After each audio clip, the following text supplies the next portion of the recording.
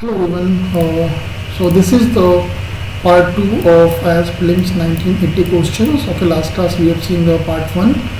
This is from science and technology and biodiversity subject. Okay, so let's see part 2 of this year questions.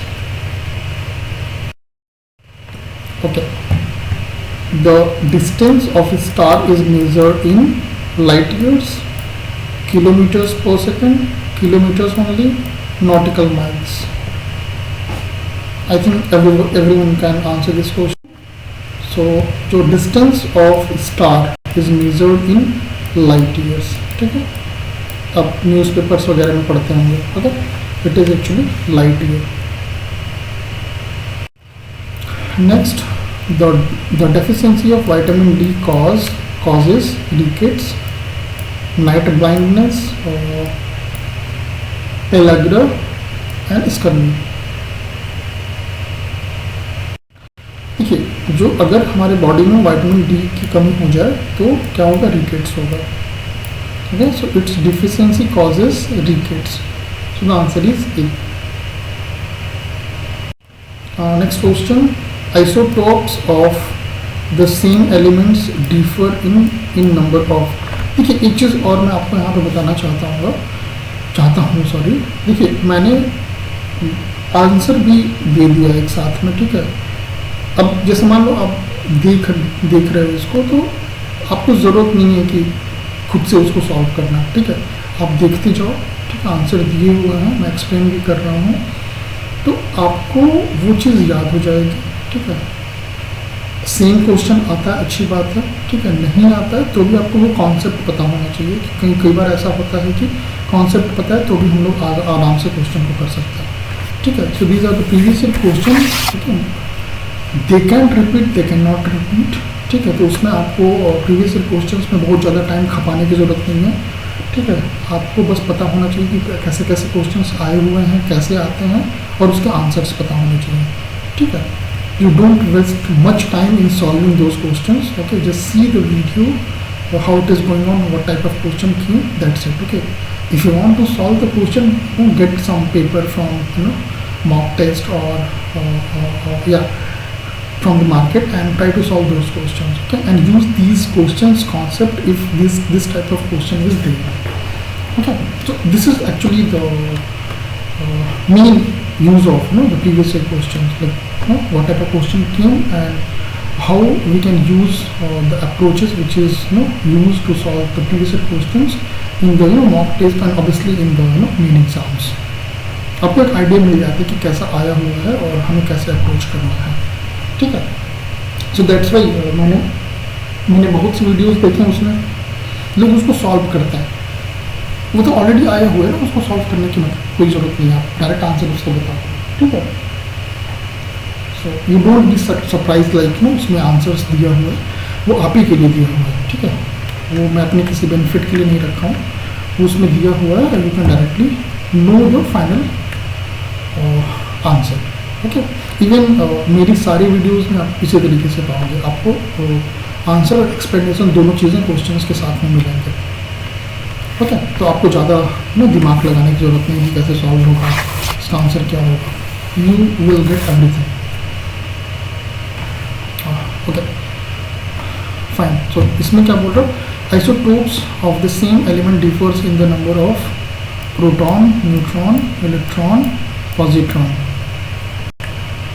Okay, so देखिए, इसमें isotopes of same elements differs in the number of neutrons.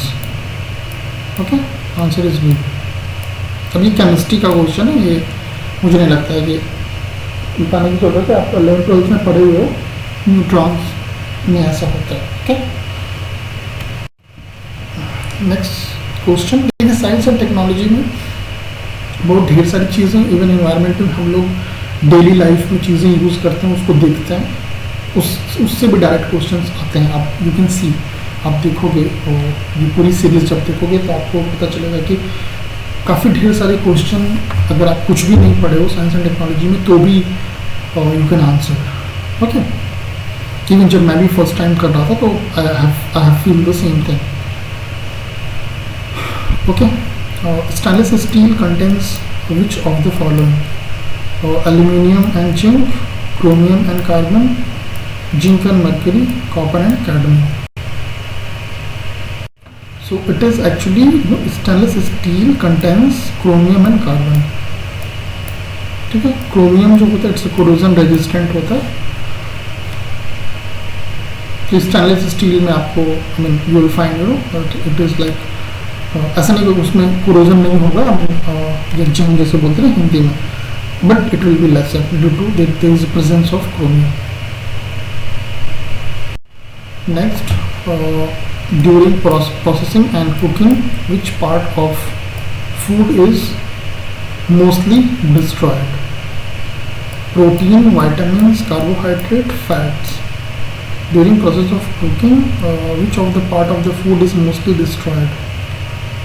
ठीक है, जब हम cooking करते हैं तो जो during the process of cooking which part of the food is mostly destroyed, जो वाइटामिन्स होता है वो डिस्ट्रॉयड हो जाता है.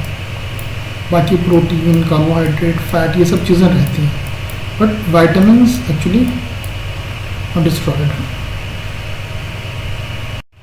Next question, when iron rust the weight, I think ये क्वेश्चन हम लोग इससे पहले देखे हुए हैं. This is repeated question. Okay, weight increases, decreases, remains the same, first increase then decrease.